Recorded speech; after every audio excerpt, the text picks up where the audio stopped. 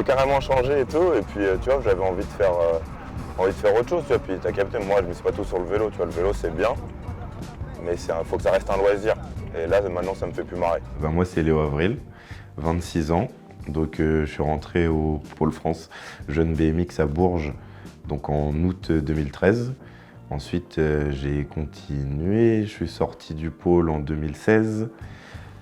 J'ai continué à Nantes après, au pôle Espoir du coup. Et ensuite, j'ai continué ma route de mon côté avec une petite pause pendant le Covid. Et puis après, c'est reparti. Haltéromuscu, ouais.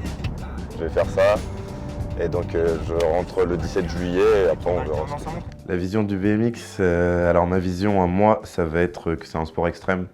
Donc c'est un sport extrême, c'est un sport qui est spectaculaire. Donc c'est le spectacle, la bonne ambiance, c'est un peu le show. Et effectivement, c'est vraiment le plaisir que je mets en avant. Si ça m'embête, ça m'embête. Et je ferai pas ce que j'aime pas faire. Donc ça c'est propre à moi. Mais effectivement, ouais, surtout le plaisir, quoi. Faut kiffer rouler. Qui est Léo Avril? C'est un jeune qui arrive de Saint-Nazaire, qui a des capacités décelées très rapidement, qui a des capacités pour normalement être un très bon pilote. Mais Léo a besoin d'être entouré. C'est peut-être quelqu'un de très compliqué à gérer. Après, je dois voir Eric aussi. Tous les deux. Hein? On doit se parler tous les deux avec Eric, il m'a dit. Non. Personne.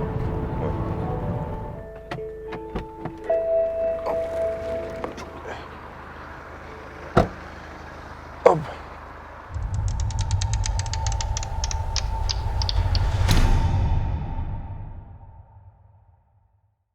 Aujourd'hui, c'est détente. Oui. Demain soir, c'est Et ça fait longtemps qu'on s'est pas vu en plus. En plus, ça fait longtemps.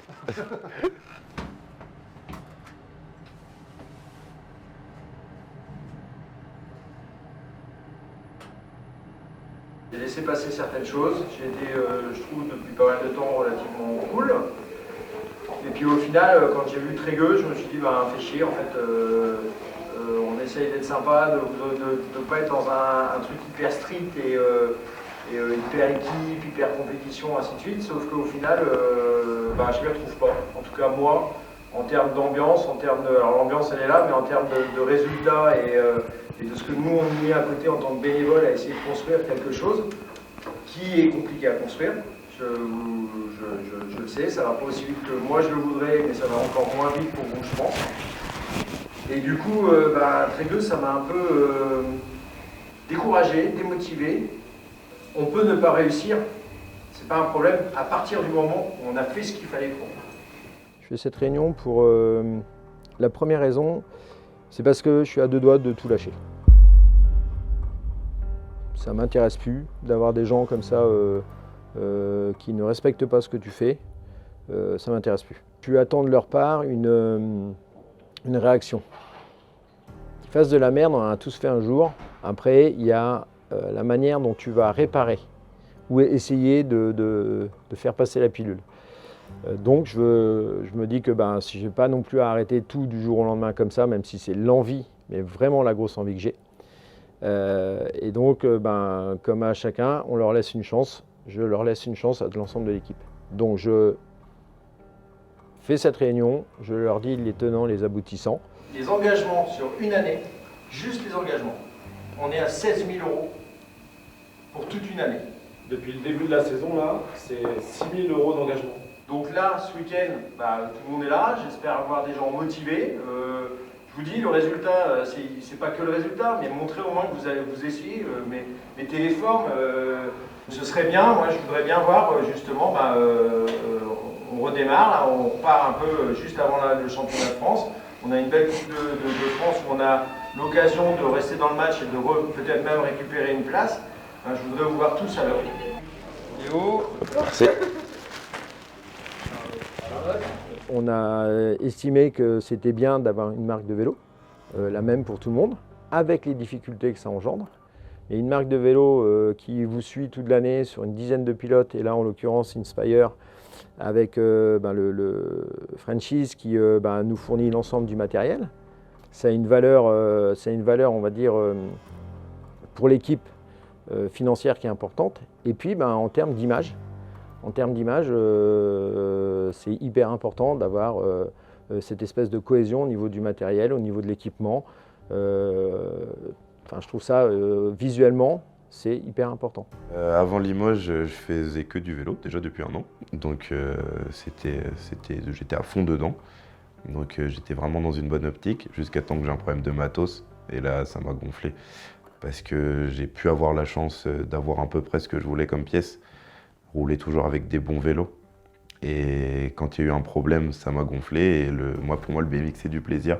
Là, ça me faisait pas kiffer. Du coup, à Limoges, je me fais un peu gronder parce que j'ai pas le bon vélo. Tu peux pas me dire que tu as fait ce qu'il fallait avec le vélo, je veux dire, un vélo SPAD avec un autocollant Inspire, machin. J'avais tout fait la typo et tout. C'est pas pro, c'est pas pro. C'est pas pro. Aucun pilote, même s'il est mécontent de sa bagnole, ira chercher la voiture du voisin en mettant 2 autocollants. C'est sûr. Enfin, tu vois ce que je veux dire ? Non, mais c'est sûr. On fait avec et c'est comme ça. Tu as quelqu'un qui arrive avec le vélo d'une autre marque, qui te fait tout un bins autour de ça, alors qu'ils ont des contrats, alors que normalement ils sont relativement majeurs et vaccinés. Donc de l'incompétence, de l'inconscience, on peut mettre ça à tous les niveaux, et au niveau sportif, oui, décevant. Donc non, ce genre de comportement, ça fait mettre une grosse croix rouge sur l'individu. Ouais. Lui, il a son objectif, nous on a le nôtre. Donc forcément, quand ça concorde pas spécialement, il y a une mésentente. Ses arguments sont aussi légitimes que moi, je trouve que je pourrais avancer. Donc sur ça, il n'y a rien à dire.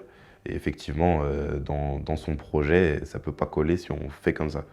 Mais ça ne peut pas coller si les sponsors ne suivent pas non plus. Donc en fait, il n'y a rien qui peut coller pour le moment, c'est que des morceaux qui ne sont pas encore assemblés.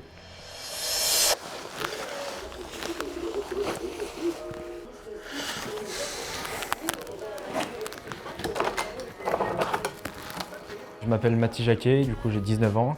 Je suis né le 24 mars à Annecy en Haute-Savoie. Du coup j'ai fait mes débuts à l'âge de 7 ans au club de Mably à l'UBR. Puis voilà, j'ai commencé la compétition après, peu de temps après, vers l'âge de 8-9 ans. J'ai fait mes premiers championnats de France et d'Europe en 2016.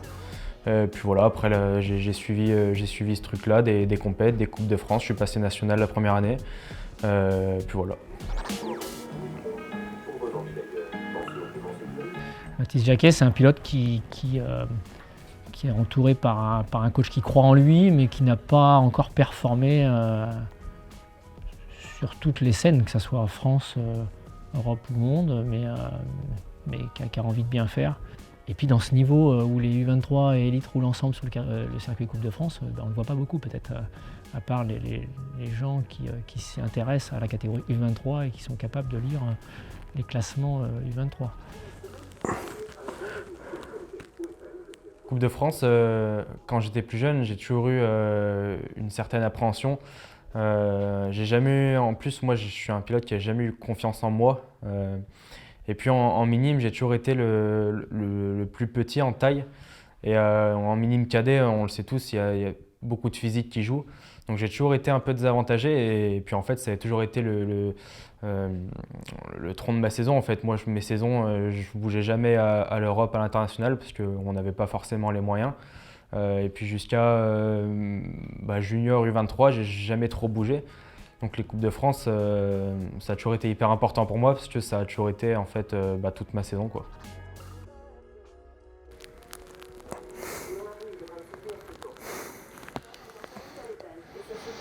Mathis, c'est quelqu'un qui est très introverti. C'est une crème, c'est un gamin exceptionnel. Très discret, très bosseur, très pro, qui comprend tout très rapidement, qui pose aucun problème. C'est quelqu'un qui est exceptionnel en tant qu'entraîneur. C'est du bonheur d'avoir un Mathis, et ça c'est tout lui, quoi.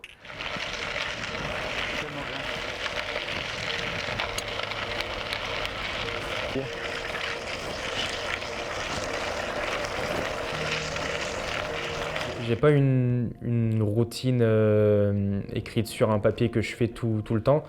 J'aime pas trop rester dans un système de routine tous les jours. Après, je reste quand même sur un fonctionnement habituel où tous les matins, puisque nous en plus on roule dans l'après-midi, j'aime bien faire mon petit tour. Voilà, tous les matins je m'étire après le petit-déj quand je me lève. J'aime bien aussi faire mon petit tour pour dérouler les jambes, pour préparer mon corps à l'effort. Et puis après en fait je me pose tout simplement. Puis après je vais tôt à la piste histoire de manger.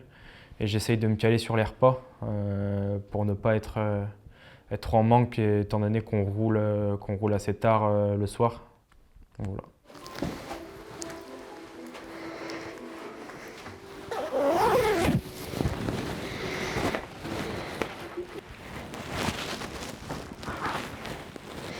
Allez.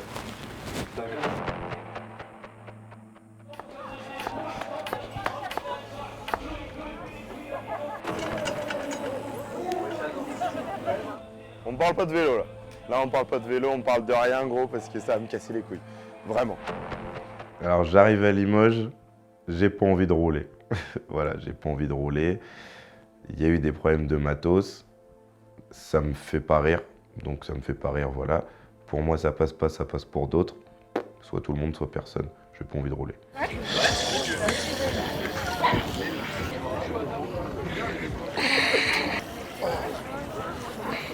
Je suis bien chaud, ça y est, je suis bien chaud.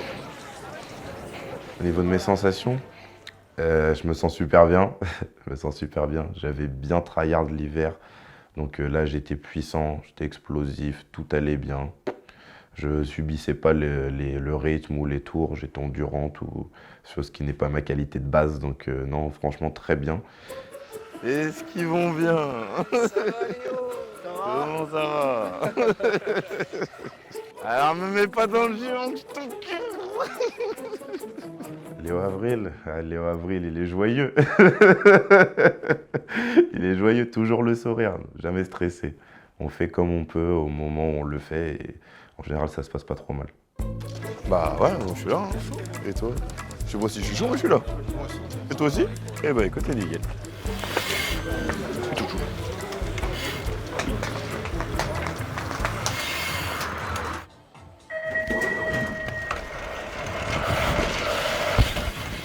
Moi, je vais sur une Coupe de France, ça dépend. Au début, c'était la course à pas louper.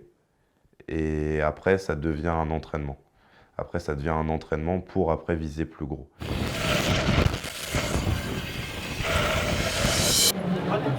Salut, ça va? Et toi? Ça va? Bonjour. Les Coupes de France, roule avec les élites.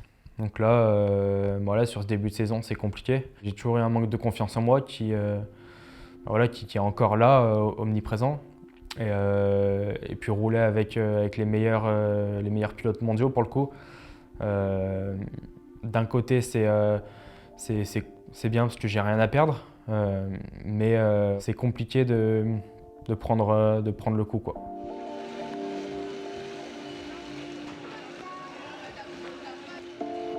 J'ai pas de réel objectif de résultat. Mon objectif, il est essayer de me décompresser, d'aborder la course normalement. Et puis en fait, les résultats viendront avec cette manière d'aborder la course.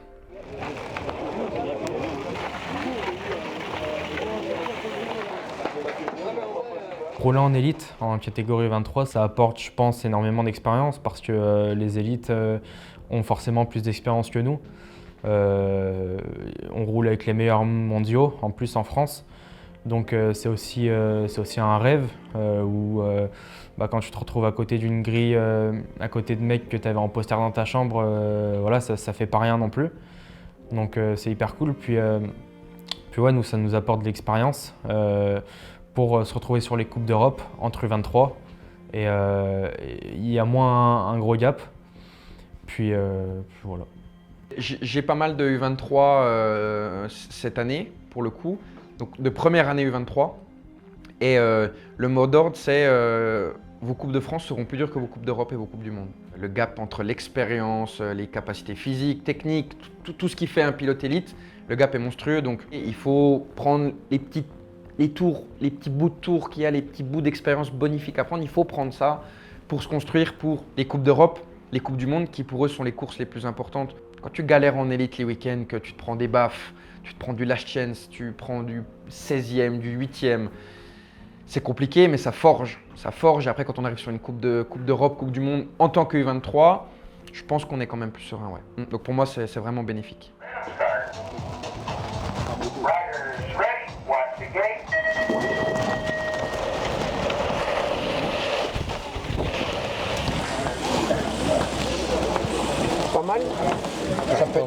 peux être plus agressif. La gauche, je suis encore trop loin. Bas, avance-toi un petit peu, mais bas comme à Besançon, c'est exactement la même. Je t'ai dit, plus tu vas être bas, plus tu iras plus tu t'en allras. Donc pause, Dès que je change de piste, d'avoir un temps d'adaptation hyper long. Oui, mais c'est exactement la même, donc ça sert à rien de dire ton adaptation, Matt, c'est la même. Ne cherche pas compliqué. Son problème sur ce début de saison, et on travaille encore dessus aujourd'hui, c'est j'ai du mal à m'adapter au start. J'ai des difficultés au start sur le timing, sur la gestuelle. C'est quelque chose qui le mange un peu de l'intérieur. Il n'a vraiment pas confiance en lui là-dessus. Que ce soit sur toutes les pistes, toutes les courses, ça a toujours été l'un de mes plus grands problèmes. J'arrive pas à me mettre dans la grille, c'est-à-dire que je suis soit trop haut, soit trop loin. Je me sécurise par rapport à la grille parce qu'elle est différente d'ici. Et Mathis, il a du mal sur ce début de saison de s'adapter rapidement au départ. Ouais. Bas, quitte à avoir l'impression que je pose au premier coup, mais bas, bas, bas. Et typiquement, ce qui s'est passé dans le premier virage, si tu n'as pas l'opportunité de pouvoir resserrer comme tu l'as fait, temporise. Surtout là où quand ça revient pour ne pas te faire bloquer bêtement. Et ça dans le crâne, de temporiser, quitte à ressortir 5, plutôt d'être 4 et d'aller se faire jeter en challenge. Ok. Gère-le ça aussi aujourd'hui. Mais le start bas, même si tu as l'impression que tu poses au bout du premier, soit bas. Et cherche à être un peu plus agressif un peu partout. Ok. Ça marche? Allez. J'ai besoin en fait juste d'essayer de rouler et d'appréhender la grille, de me persuader que ça va le faire, qu'elle va tomber normalement, qu'elle est rapide. Donc voilà, Thomas il le sait, il me gère bien là-dessus et on bosse sur ça. C'est pour ça qu'on essaye de faire le plus de bouger le plus possible.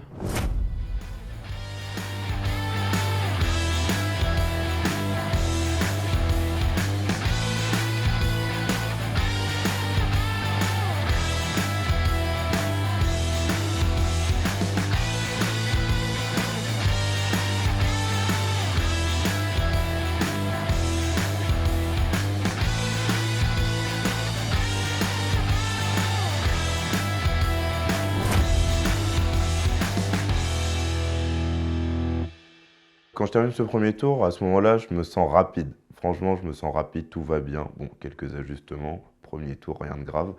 Mais non, là, je me sens vraiment pas trop mal. Là, ça le faisait, j'étais là, bon, écoute, ça va se régler pendant la journée et tout va bien se passer.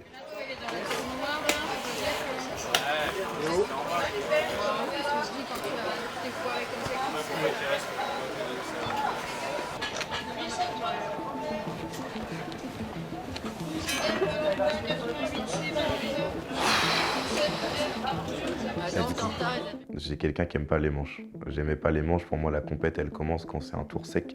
Les 4 premiers passent. Donc c'est là où ça devient marrant, quoi. Faut pas se fier, on n'a qu'une seule chance. Et donc c'est à ce moment-là que ça commence vraiment à m'intéresser, quoi.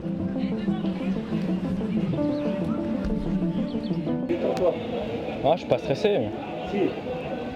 Si, je suis un peu stressé. Mais...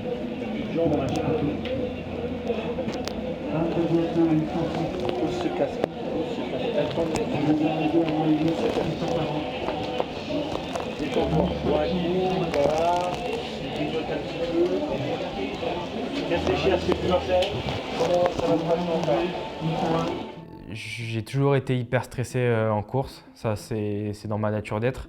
Je le suis toujours aujourd'hui, je le serai demain encore. C'est quelque chose, je pense, qui ne changera jamais en moi.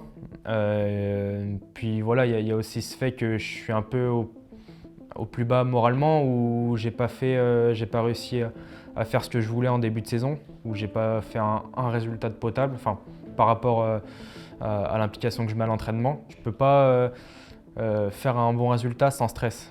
Par exemple, j'ai besoin de cette pression pour avancer, et c'est ce qui fait aussi les résultats que j'ai fait avant.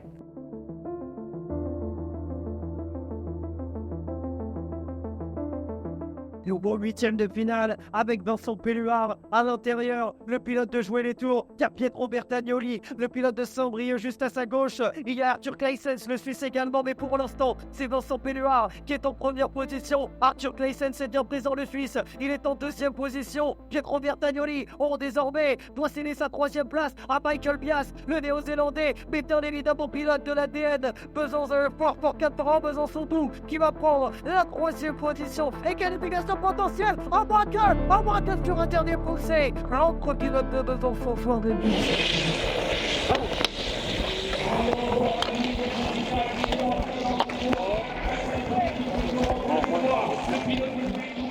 Bah à ce moment-là, je suis pas au courant si je passe ou pas. Parce que moi, à l'œil nu sur le vélo, j'ai pas réussi à voir du tout. Et puis après, je suis retourné derrière la ligne pour essayer de voir Thomas, je sais pas. Du coup, je suis rentré pour dérouler. 4e. C'est bon, ça passe.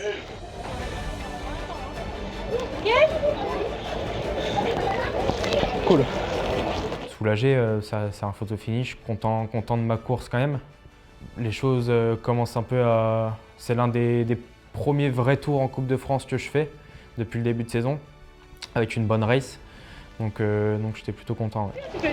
C'est bon, je passe. Bah, je sais que tu passes. Ouais, je savais pas moi là. Bien. Je suis content. Michael, il a fait le taf pour moi. Ouais, enfin, t'allais le chercher quand même. Hein. Oui. Tu t'es placé comme il fallait en troisième ligne, t'as fait ce qu'il fallait. J'ai une bonne lecture. Et Mathis qui sourit, c'est bien. Ça veut dire beaucoup.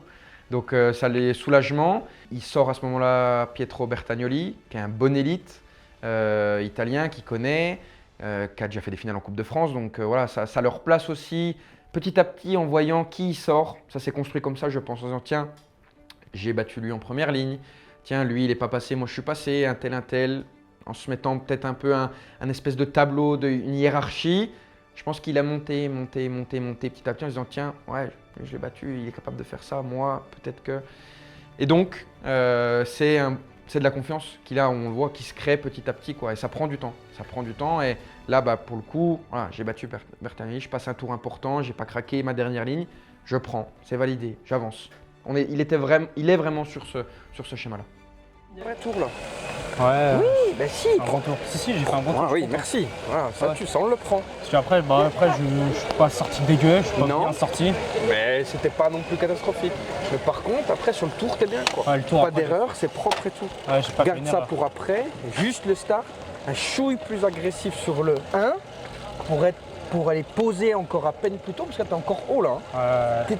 Ta roue elle est encore vachement haute. Essaie de... Quitte à ce que le geste il soit moins propre, moins appliqué, mais pour vraiment le raccourcir et que tu poses et que tu te barres. Ouais. Ok. Mais je sens que ça vient, de start en start, ça va un peu mieux. Bien là, sûr. Je sens que plus je passe les tours, mieux ça va aller. Oui. Mais juste ça, après sur la piste tu changes rien. Et oublie pas le fait de temporiser, tout ça. Hein? Ok? Yes. C'est bien mon Roro. La même, hein. Le 8e, je me dis, bah c'est parti, hein, va falloir tout donner. Et puis, ça devrait bien se passer. Vas-y.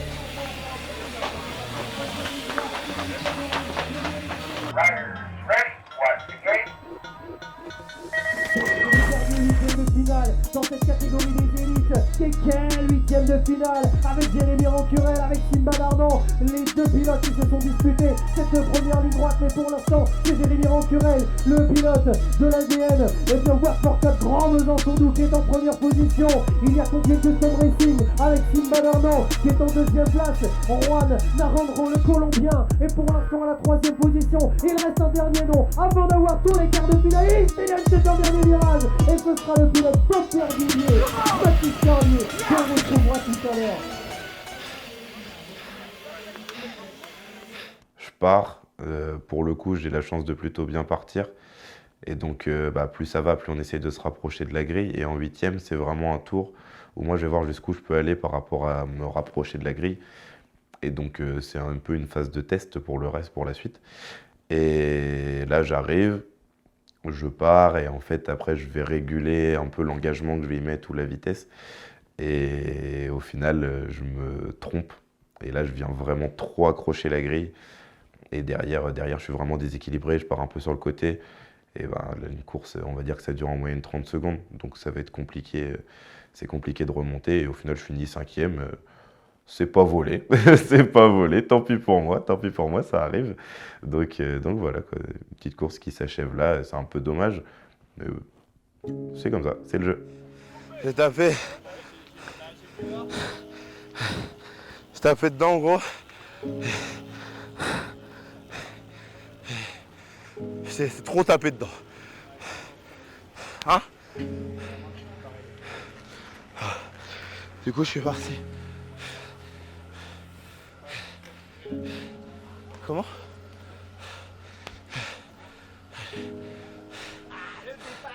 Ouais, j'ai taffé. Après, je me suis bien remis après. Ouais. Là, j'ai. Moi, je m'en fous de la place quelque part. J'exagère. Non, mais.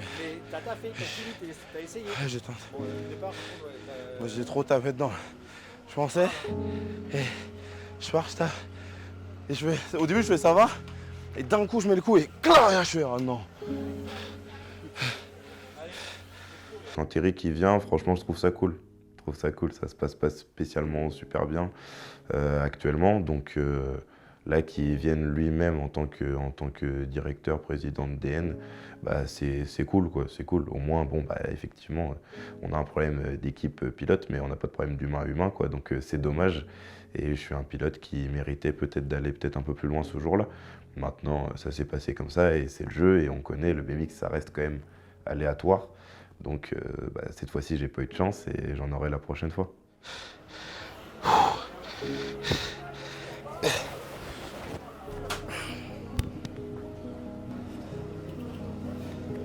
J'ai quand même bien mal aux jambes. Hein. Qu'est-ce que je retiens de ce week-end et de cette course? C'est vraiment que, bon, malgré ça, on s'est quand même bien marré.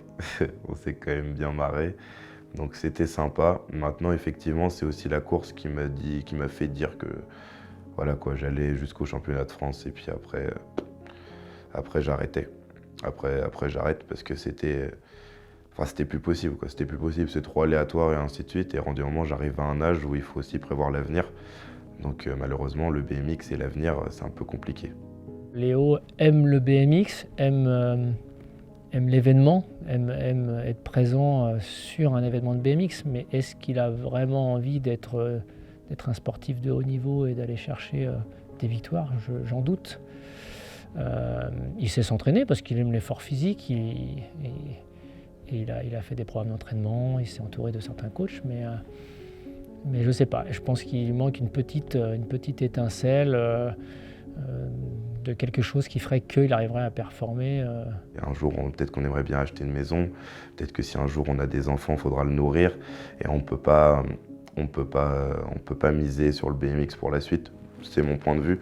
Donc j'ai préféré stopper là et prévoir mon futur différemment que dans le sport.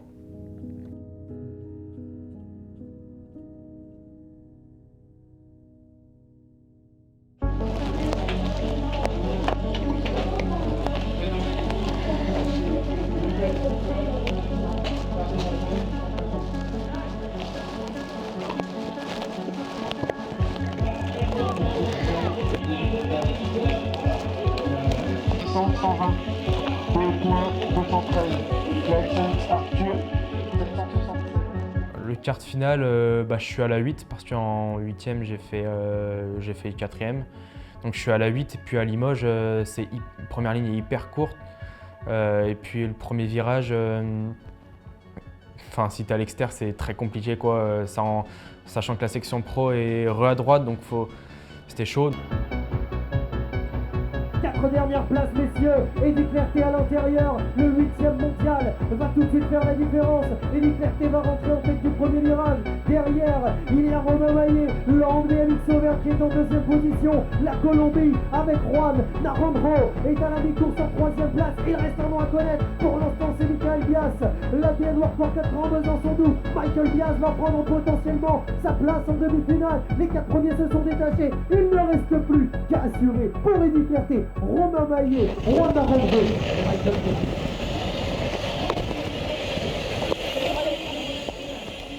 pas fait un super départ. Je me suis retrouvé dans le paquet, puis à l'extérieur, j'ai fait 6e ou 7e, quoi. Après, j'ai suivi la course, j'ai fait comme je pouvais, quoi. Mais...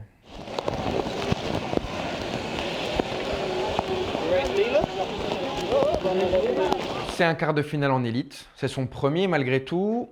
On le prend. C'est positif. C'est pas forcément un bon résultat, mais c'est positif. C'est un tour qui est frustrant. Sortir là-dessus, c'est jamais très agréable. Mais voilà, c'est le tour typique, neutre, où il se passe pas grand-chose. C'est frustrant parce qu'en BMX, on a toujours envie au moins de doubler une personne. C'est toujours un peu positif, même si on double 5e. Là, il s'est pas passé grand-chose. C'est frustrant de terminer le week-end là-dessus. Mais en reprenant du recul, c'est positif au vu du début de saison. Donc on prend et on avance encore une fois. Ouais. Pas mal de choses. Oui, il est frustrant le dernier tour parce qu'il ne se passe pas grand chose, ça suit et tout. J'arrive pas. Je te jure, par le premier virage, j'arrivais pas à prendre l'info. Le tour d'avant aussi, on sent qu'à première ligne, il manque la petite agressivité pour aller se mettre dans le paquet. Et ça va venir avec l'expérience. Genre là, bah après. Un quart maintenant. Oui, non, mais je suis content du résultat. Mais oui, le dernier tour, il me laisse sur ma fin. Oui, moi aussi, je suis frustrant aussi, je te dis. Le tour frustrant, ça arrive en élite. Un peu soulagé parce que c'est mon premier quart de la saison, donc je vois qu'il y a du progrès, que je commence à me lâcher. J'ai fait 2-3 beaux tours cette journée-là, donc quand même du positif à retenir. Et ouais, un dernier tour qui me laisse un peu sur ma faim, où j'aurais bien aimé, même quitte à pas passer, à faire un beau tour, me battre un peu. J'ai dû juste suivre en fait et puis attendre la ligne, quoi. Mais voilà, quand même du positif à retenir sur cette journée. Premier quart de finale de la saison en Coupe de France, donc quand même du positif. Ouais. Grand moment de filmage là. Je l'ai même pas vu. Ça va? Ouais, ça va. T'étais dans ton... Ouais. T'as bien bon. Tu vois la forme? Ça va. Ça a été? Ouais. Il y a du mieux. Ouais, j'étais contente aujourd'hui. Ouais. Point, mais Capoï, ça lui fait du bien là. Ouais. C'est sa place quart. Après, pour essayer de grappiller des places en quart, c'est l'expérience, c'est le fait d'oser un peu plus aller dans le tas, comme on dit. Après de la 8 aussi, là, c'était chaud. Oui, bien surtout ici. Puis attends, là, elles sont Non, mais c'est pas du tout un peu le type de comme Mathis normalement, mais... Cette course, elle m'a appris à pas avoir de complexe avec les élites, à l'appréhender de la même manière que j'appréhendais les Coupes de France avant, à essayer de mettre mon 100%, même s'il y a un tel à côté de moi, un élite, rouler à mes capacités comme je le sais faire.